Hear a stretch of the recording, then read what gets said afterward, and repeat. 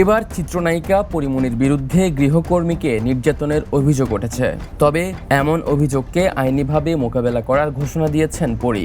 এর আগে 1 বছরের সন্তানকে খাবার খাওয়ানোকে কেন্দ্র করে মারধরের অভিযোগ আনেন গৃহকর্মী পিঙ্কি আক্তার। এই ঘটনায় ভুক্তভোগী গত বৃহস্পতিবার রাতে ঢাকার ভাটারা থানায় একটি অভিযোগ করেছেন।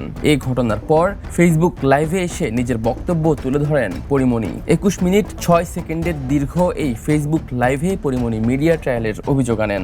এই লাইভে কথা বলার এক পর্যায়ে ইমোশনাল হয়ে যান ঢাকাই সিনেমার এই নায়িকা। তখন ইমোশনাল হয়ে পরি বলেন, আমি এত চেয়েছি যে ইমোশনাল হব না। এই কথা বলার আগে পরিমণি অভিযোগের ব্যাপারে ভাটারা থানার কথা উল্লেখ করেন।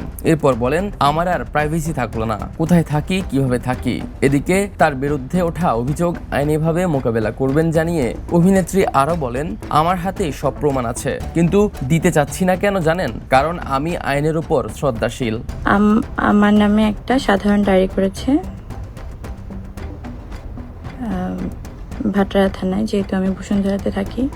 আমার আর কোনো প্রাইভেসি থাকলো না যে আমি কোথায় থাকি, কিভাবে থাকি। ফেসবুক লাইভের বেশিরভাগ সময় ধরে তিনি গণমাধ্যমে আসা খবর নিয়ে প্রতিক্রিয়া জানান। থানার সাধারণ ডায়েরির সূত্র ধরে তাকে নিয়ে গণমাধ্যম যেভাবে খবর প্রকাশ করেছে, এতে তিনি মিডিয়া ট্রায়ালের শিকার হয়েছেন বলেও অভিযোগ করেন। এই ঘটনায় তার বাসায় পুলিশ এসেছিলেন বলে লাইভে জানান পরি। তিনি বলেন, পুলিশ সদস্যরা বাসার সবাইকে জিজ্ঞাসাবাদ করেছেন। দীর্ঘ লাইভে বেশ কয়েকবার আবেগপ্রবণ হয়ে পড়েন পরি। ফেসবুক লাইভের শেষে তিনি বলেন, এত মিডিয়া ট্রায়াল বন্ধ করে দেন, জনগণ কিন্তু আস্ত একটা মিডিয়া।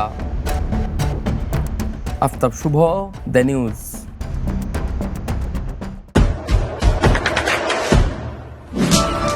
দেশে দেশে সবার সাথে দ্য নিউজ।